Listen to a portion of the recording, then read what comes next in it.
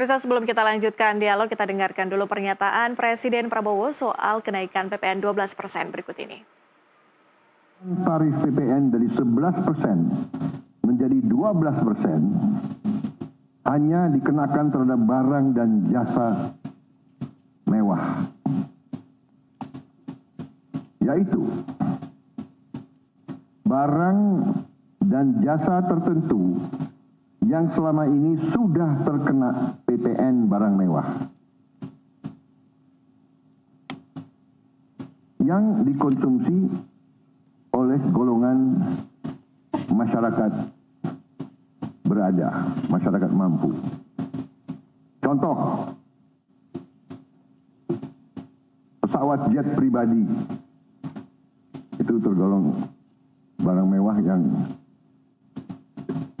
dimanfaatkan ataupun digunakan oleh masyarakat papan atas. Kemudian kapal pesiar, yacht, ya, motor yacht. Kemudian rumah yang sangat mewah, yang nilainya di atas golongan menengah. Artinya, untuk barang dan jasa yang selain tergolong barang-barang mewah, ya, tidak ada kenaikan PPN. Jadi PPN tetap naik, tapi dikenakan hanya untuk barang dan juga jasa mewah. Pak Ajib, ketika kemudian Anda mempertanyakan soal bagaimana implementasinya, jadi rekomendasi dari Apindo harusnya seperti apa implementasinya nanti? Menghitung jam kita mau masuk tahun baru, 1 Januari yang seharusnya sudah berlaku, apa rekomendasi dari Apindo? Oke, kita kasih 3 catatan kritis dulu, Mbak Patria, sebelum kita memberikan rekomendasi dari Apindo. Pertama, definisi barang mewah. Tadi Pak Presiden menyampaikan bahwa yang naik menjadi 12% hanya adalah barang mewah. Dan kalau kita konsisten dengan definisi barang mewah, berarti itu mengikuti PMK atau Peraturan Menteri Keuangan tahun 2023. Itu adalah definisi barang mewah. Problemnya adalah PMK itu hanya merujuk untuk PPNBM atau pajak penjualan barang mewah, bukan PPN. Bagaimana mungkin kita menerapkan sebuah objek pajak PPN padahal PMK-nya mengacu pada PPNBM. Jadi ini saya pikir sangat dispute tentang masalah definisi dan masalah regulasinya. Kemudian yang kedua, ini oke, misalnya bahwa PPNBM itu hanya atas barang mewah, katakan rumah mewah misalnya. Sekarang gini, Mbak Patricia, menghitung PPN, pajak pertama nilai, itu adalah namanya pajak keluaran dikurangi pajak masukan. Sekarang misalnya memang rumah mewah, tapi ketika atas bangunan rumah mewah itu kan ada semen, ada besi, ada ubin misalnya, itu pajaknya 11% atau 12%. Ini kan, jadi cara ngitungnya bagaimana ini? Jadi ini akan dispute besar di lapangan. Bahkan ketika PPN 12% itu hanya atas barang mewah, tadi yang disebut oleh Pak Presiden. Yang ketiga, harusnya besok pagi jam 00 itu berlaku namanya Cortex, Mbak Patricia. Dan kita bisa bayangkan di Cortex itu kan menghitung secara sistem. Nah sekarang kalau secara sistem, yang dihitung di situ 11% atau 12%. Kalau nanti ada definisi pajak barang ada yang 11% dan 12%, berarti kan harus ada menu manual. Ini secara teknis pun kita nggak yakin itu pemerintah bisa menyiapkan besok pagi. Terakhir sekarang Mbak Patricia, kalau pengumuman pemerintah itu masih absurd dan masih ambigu seperti itu, nanti malam jam 12 malam, teman-teman pengusaha retail yang dia besok pagi harus transaksi dan mengeluarkan invoice, invoice itu kan sekaligus faktur untuk barang kena pajak. Itu besarannya di setting berapa di komputernya? 11% atau 12%? Kalau mau setting 12%, masalahnya Pak Presiden tadi menyampaikan hanya atas barang mewah 12%, tapi kalau mau 11%, nanti kalau salah, itu mereka kena denda loh. Jadi gini loh, kita ini bingung, pemerintah ketika H-1 itu membuat sebuah pengumuman yang masih absurd. Dan saya yakin dan percaya, yang bingung bukan hanya pengusaha Mbak Patricia, tapi petugas pajak pun juga akan bingung. Kira-kira begitu. Mereka ketika ditanya pasti nggak berani jawab, karena mereka nggak tahu penerjemahan dari definisi barang mewah yang hanya atas PPNBM seharusnya. Tapi kemudian dipaksakan juga masih masuk ke definisi objek PPN. Kira-kira begitu. Sekarang apa rekomendasi Apindo? Rekomendasi Apindo dari kemarin cukup jelas Mbak Patricia, bahwa kenaikan tarif PPN ditunda sampai daya beli masyarakat membaik dan pemerintah mempunyai formulasi yang tepat. Sekarang kalau kita konsisten begini, oke tadi Pak Presiden menyampaikan bahwa ini sudah menjadi amanah Undang-Undang Nomor 7 Tahun 2021. Kami berikan 2 catatan kritis. Pertama, waktu undang-undang itu disusun, Kementerian Keuangan tahun 2020 sudah membuat proyeksi jangka panjang bahwa 2024 itu harusnya pertumbuhan ekonomi itu 5,5 sampai 6,5%. Asumsi itu kemudian menjadi dasar bahwa ketika pertumbuhan ekonomi 5,5 sampai 6,5, maka tarif PPN 12% relatif tidak masalah. Itu poin pertama. Poin kedua yang tidak kalah menariknya, Mbak Patricia. Kalau Pak Presiden tadi menyampaikan bahwa ini harus besok 1 Januari, enggak juga kok. Karena pada undang-undang yang sama di Undang-Undang HPP atau Harmonisasi Peraturan Perpajakan, di situ menyebutkan 1 April 2022 harusnya pemerintah memungut pajak karbon. Tapi coba nanti kita diskusikan bareng Mas David. Pajak karbon sudah diterapkan atau belum? Setahu saya belum. Artinya sebenarnya undang-undang itu hanya memberikan kewenangan, tapi kewenangan itu apakah mau dipakai atau tidak, itu bola ada di pemerintah. Pemerintah kemudian tidak bisa serta-merta ini menyampaikan ini amanat undang-undang. Undang-undang itu memberikan ruang, dan bahkan jangankan naikin, pemerintah nurunin PPN sampai dengan 5% juga bisa kok, ruang untuk itu ada kok. Kira-kira begitu Mbak Patricia. Rekomendasi Apindo cukup jelas. Pemerintah seharusnya menunda kenaikan tarif PPN sampai dengan 2 hal yang tercapai. Satu, berbicara masalah daya beli masyarakat sudah membaik. Yang kedua, itu pemerintah menemukan formulasi yang tepat tentang bagaimana kenaikan PPN 12%. Kira-kira demikian Mbak Patricia. Jadi nggak harus berlaku di 1 Januari ya? Nggak harus. Oke. Nggak harus. Oke, Pak David, ketika kemudian klasifikasinya sebetulnya masih dipertanyakan soal barang mewah, definisinya seperti apa yang ingin Anda rekomendasikan? Dua hal mungkin ya Mbak Patricia. Pertama, memang kalau kita belajar, kita studi ke banyak negara yang sistem birokrasi maupun juga fiskal perpajakannya simple, kita lihat tuh pengaruhnya sangat positif ya di berbagai negara yang sistem perpajakannya disimplifikasi, sangat clear, itu kita lihat memang berdampak sangat positif buat perekonomian. Itu banyak studi-studinya di banyak negara, contohnya sudah banyak sekali di negara-negara Eropa maupun juga di negara Asia maupun di Amerika Latin ya. Jadi semakin simple, semakin clear, tidak ada ambiguitas ya. Jadi interpretasi dari pengusaha maupun juga interpretasi dari petugas pajak itu sama, itu akan sangat memberikan kepastian. Kembali soal kepastian hukum ya. Jadi semakin simpel, kalau kita lihat negara tetangga kita juga sistem perpajakannya juga mendukung ya industri manufakturnya misalnya.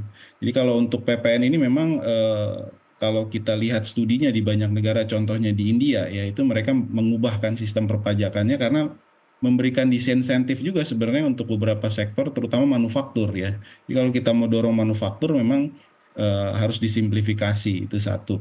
Yang kedua, tadi saya setuju dengan Pak Ajib ya soal momentum ya. Jadi memang kalau kita lihat pertumbuhan ini cenderung melambat memang. Jadi kalau kita lihat di kuartal 4 ini kemungkinan tidak bisa mencapai 5% malah ya.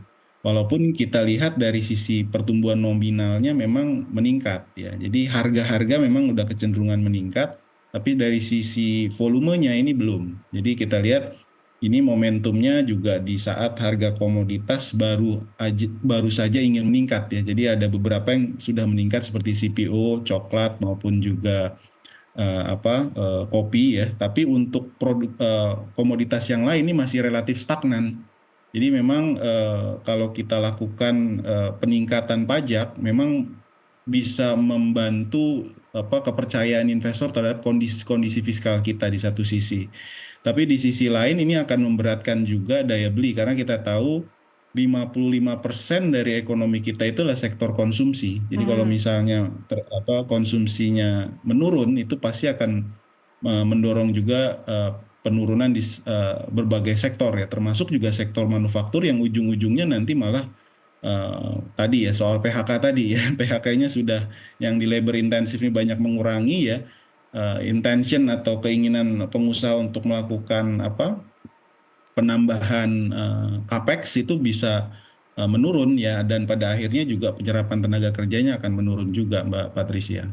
Artinya harus diselaraskan dulu sebetulnya definisinya seperti apa, barang mewah itu apa, kemudian klasifikasinya seperti apa, itu yang jadi rekomendasi Anda juga ya Pak David ya? Ya, semakin simpel semakin bagus sebenarnya buat dunia bisnis ya. Jadi kalau misalnya sistemnya rumit dan multi interpretasi itu akan membuat juga kepastian mereka dalam melakukan decision bisnis juga jadi ragu-ragu gitu ya, karena ini multi interpretasi. Jadi segala peraturan itu harus dibikin lebih simpel seperti itu kalau kita lihat studinya di banyak negara lain ya. Oke, mari bergeser ke peluang dan juga strategi untuk kinerja ekonomi yang lebih baik.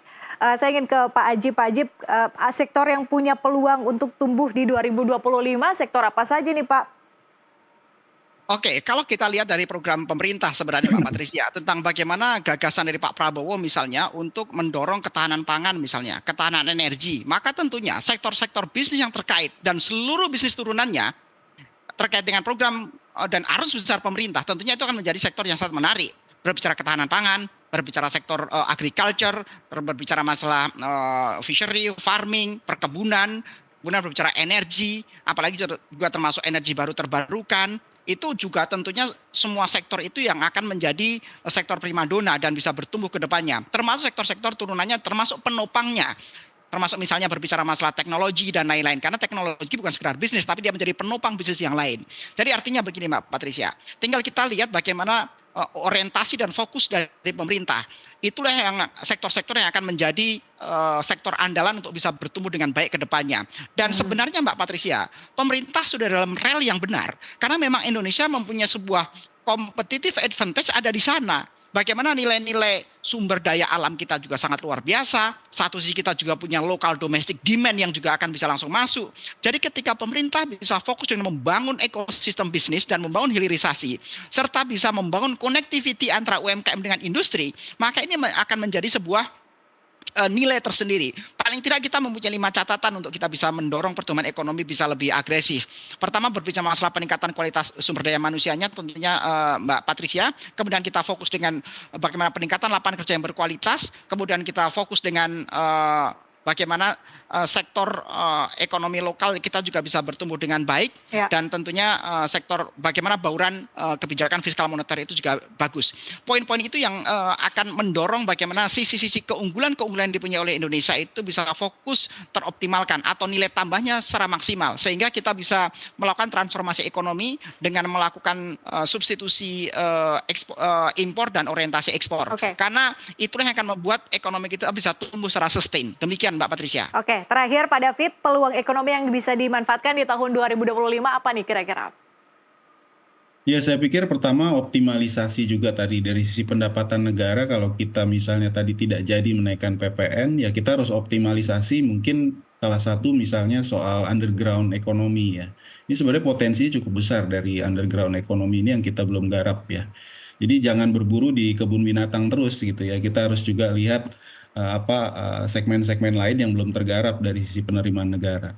Lalu juga mungkin dari sisi roadmap kebijakan ya, saya pikir kita misalnya ingin tadi membangun 3 juta rumah, lalu juga MBG, ekosistemnya harus perlu kita siapkan dulu karena kalau kita salah dalam melakukan sequencing ya atau pentahapan dalam kita mendorong satu sektor, yang terjadi malah vulnerabilitas dari sisi fundamental makro kita sendiri.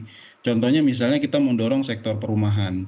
Nah itu kalau kita contoh China, dia siapkan dulu ekosistemnya. Jadi jangan sampai nanti semua yang terjadi adalah barang import gitu ya. Jadi kita siapkan ekosistemnya mulai dari ya mungkin kalau di Indonesia semen, pasir sudah tersedia. Tapi yang lain sanitary, terus juga segala macam itu sebenarnya diperlukan juga dorongan insentif buat sektor-sektor itu juga diberikan insentif supaya mereka juga mau invest ya di sektor-sektor yang terkait dengan properti tersebut. Jadi bayangkan misalnya China dari 10 ke 30% porsi propertinya kalau mengandalkan semua dari impor tentunya itu akan mengganggu fundamental ekonomi dari China sendiri. Nah kita juga sama kalau kita mau dorong properti tapi secara domestik kita belum siap, yang terjadi malah nanti current account kita membengkak dan ujung-ujungnya memukul rupiah lagi Mbak Patricia. Oke, Pak Ajib Hamdani dan Pak David Sumual, terima kasih Bapak-Bapak sudah bergabung di NTV Prime berbagi perspektif soal peluang dan tantangan ekonomi kita di tahun 2025 nanti. Beberapa jam lagi kita menuju ke tahun baru di 1 Januari 2025. Sebelum saya tutup, saya ingin ucapkan dulu selamat menyambut tahun baru 2025. Semoga kita bisa kembali berbagi perspektif di program-program lainnya. Terima kasih Bapak-Bapak, selamat malam. Ya. Selamat tahun baru, terima kasih. Selamat malam, salam sehat, sukses selalu. Salam sehat, salam sukses. Terima kasih.